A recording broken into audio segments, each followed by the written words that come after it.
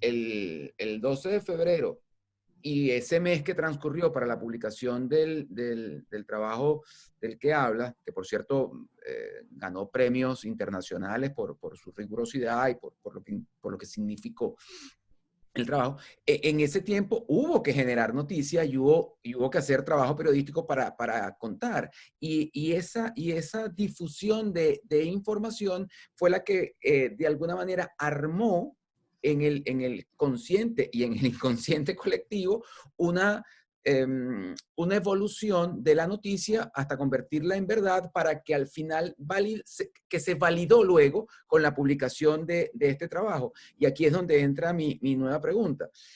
¿Cómo hacer para que la cotidianidad, para que el reporterismo diario aporte ingredientes para que el ciudadano tome decisiones, que era un poco lo que hablábamos al principio? Es decir, cómo ir construyendo la noticia cuando todavía estás recibiendo fotos, imágenes, videos, testimonios, etcétera, para construir un trabajo de largo aliento. Igual están pasando cosas, igual la gente necesita estar informada, saber qué ocurre, aun cuando sea en pequeñas dosis. Entonces ahí es donde entran noticias falsas, ahí es donde entran intereses, ahí es donde entra el intento de posicionar una u otra matriz. ¿Cómo manejar eso desde el punto de vista del periodista del día a día y más vinculado a lo que representas, Luisa? ¿Cómo se forma? O sea, ¿cómo se le dice al que se está formando qué cosas hay que hacer para que en definitiva el periodista entregue un producto que sea verdad, que sea curado, pero que además responda a unos temas de inmediatez o a unos temas de oportunidad, más que de inmediatez, de oportunidad? Y fíjate, algo importante es vincular el trabajo periodístico con el tema ético. Gabriel García Márquez decía que la ética es al periodista como el zumbido al moscardón, el zumbido que tiene la mosquita. Es decir, es algo que es una condición fundamental, que debe estar allí. Y yo lo vinculo con la profesión médica. Un cirujano que entre a realizar una operación quirúrgica, una condición fundamental es que tenga buen pulso. Tú puedes ser el mejor cirujano en relación con la formación que tienes, pero si por alguna situación médica pierdes la capacidad de tener un buen pulso, ya no puedes ser el responsable de la persona que va a una intervención quirúrgica y sea la persona que lleve el bisturí en su mano. Pudieras acompañar la formación de los otros médicos, pudieras acompañar y asesorar a los otros médicos que se van a encargar, pero el pulso es fundamental para la profesión médica. Asimismo, la ética es fundamental para el periodista. Entonces, en función de la ética, es muy importante ser transparente con la ciudadanía. Entonces, creo que es muchísimo más valioso para un periodista la honestidad y decirle a la ciudadanía, estamos investigando este tema, pero todavía no tenemos la información, pero lo estamos investigando para cuando tengamos la información corroborada, decirles de forma lo más oportuna posible, por supuesto, a inventar, a traer información de otras fuentes que no necesariamente sabemos si están corroboradas, únicamente con la finalidad de tener la primicia. Entonces, a lo mejor allí, pues, obviamente la información va a tardar un poco más, pero vamos a garantizar que ese trabajo va a estar hecho desde la ética y se va a preservar la credibilidad del periodista, que es el equivalente al buen pulso en el cirujano. Esto te lo comento porque han empezado también a surgir portales informativos o iniciativas mediáticas que se identifican como tal, pero muchas veces están conducidas o dirigidas por personas que no necesariamente se formaron como periodistas, que no concluyeron la carrera, o que aunque lamentablemente lo hay, personas que sí concluyeron la formación, pero que tienen un objetivo personal más vinculado con el lucro, más que con hacer el periodismo como tal. Lo que no quiere decir que no reivindiquemos que un periodista debe ser bien pagado. Pero bueno, hemos visto cosas o casos de portales informativos que surgen, y cuando tú revisas en las redes sociales es el portal informativo de las últimas noticias. Todo es última noticia, última hora. Y cuando revisas la información, resulta que toda la información que tienen es porque copiaron lo que publicó alguien en un tweet, porque publicaron lo que publicó otro portal informativo, la información que generó otro periodista, pero usualmente no identifican la fuente, es decir, incurren en plagio. No dicen esta información es de última hora, pero lo tomamos del portal informativo o del programa de Alfredo Llana, sino que lo hacen ver como si lo estuvieran publicando ellos mismos.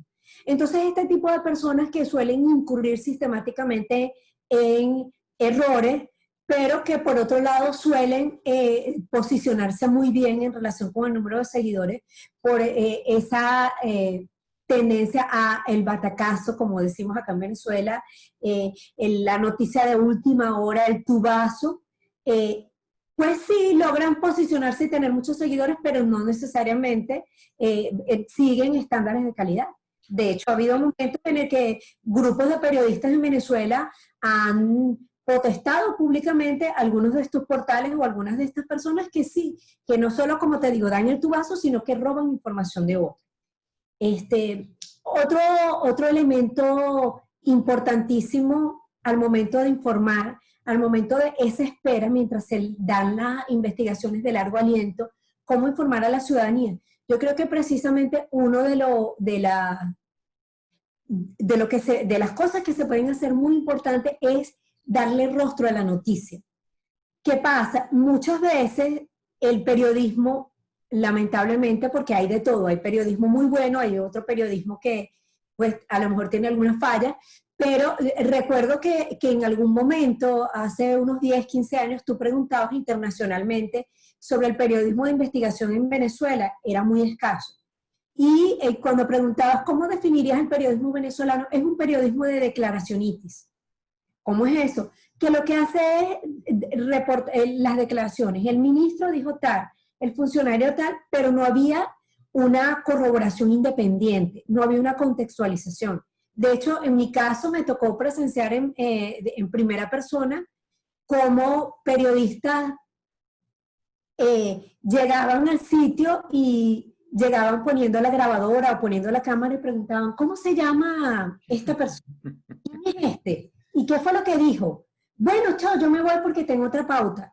Y ni siquiera se detenían a procesar, a entender lo que estaba explicando la persona, sino que lo que le preguntaron al compañero de al lado. Entonces, en un periodismo obviamente muy deficiente.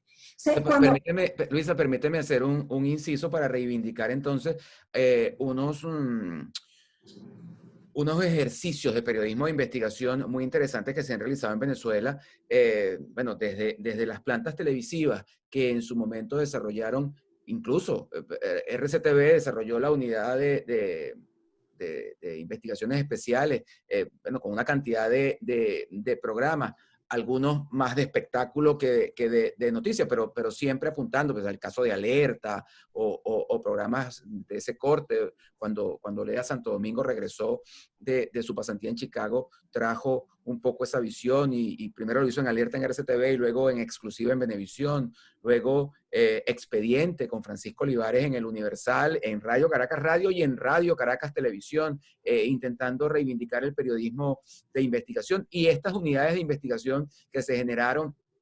Tamoa Calzadilla en Últimas Noticias y su grupo, pues, Lisbeth Boone, etcétera, que, por cierto, y enlazo con una nueva pregunta, periodistas que dieron el paso hacia unidades de investigación en unos portales o en unos nuevos medios nativos digitales que ya no estaban anclados en los medios convencionales. Y yo quisiera conocer cómo se ve desde la academia esa proliferación también de medios nativos digitales que ya no son estos que buscan posicionar una etiqueta, sino que son unos medios que están reivindicando el tema de lo ético, el tema de la información, de contrastar, y ahí hay un abanico inmenso en este momento en Venezuela.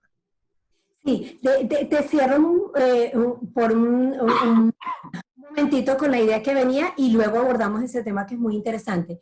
Te venía diciendo la importancia de dar rostro a la noticia porque muchas veces nos quedamos con la declaración, pero el protagonista, el ciudadano de a pie, que es el que está afectado por una situación, muchas veces es invisibilizado.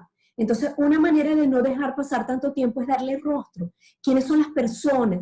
¿Quién es la mamá de los niños que están afectados? En Venezuela que hay una crisis de salud importante y el Hospital JM de Los Ríos, que es un hospital para niños, las madres han sido unas luchadoras para intentar condiciones dignas para que los niños puedan ser atendidos. Entonces, darle rostro a la noticia, darle protagonismo al ciudadano que es afectado o que a veces tiene iniciativas, emprendimientos maravillosos y son simplemente invisibilizados en los medios.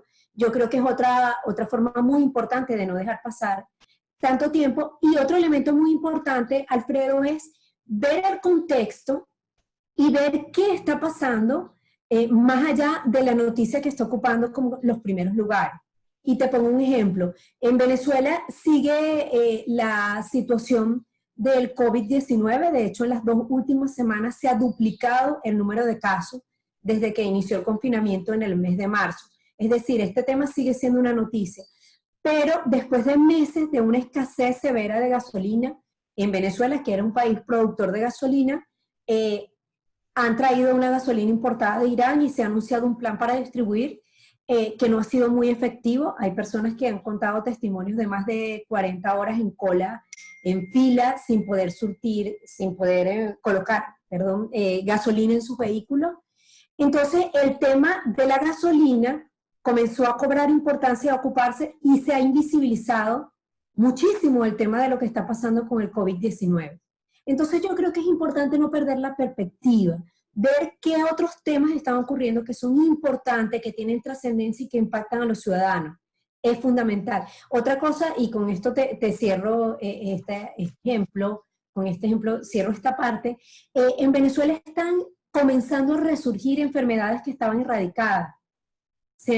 Casos de lepra, de leishmaniasis y casos de tuberculosis.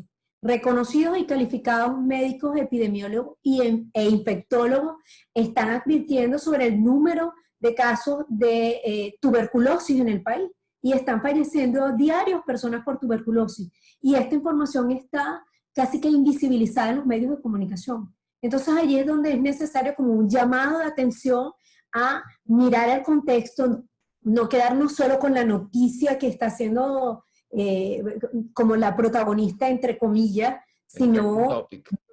Sí, o sea, no hay gasolina, pero ¿cómo impacta eso en el acceso a los alimentos, por ejemplo?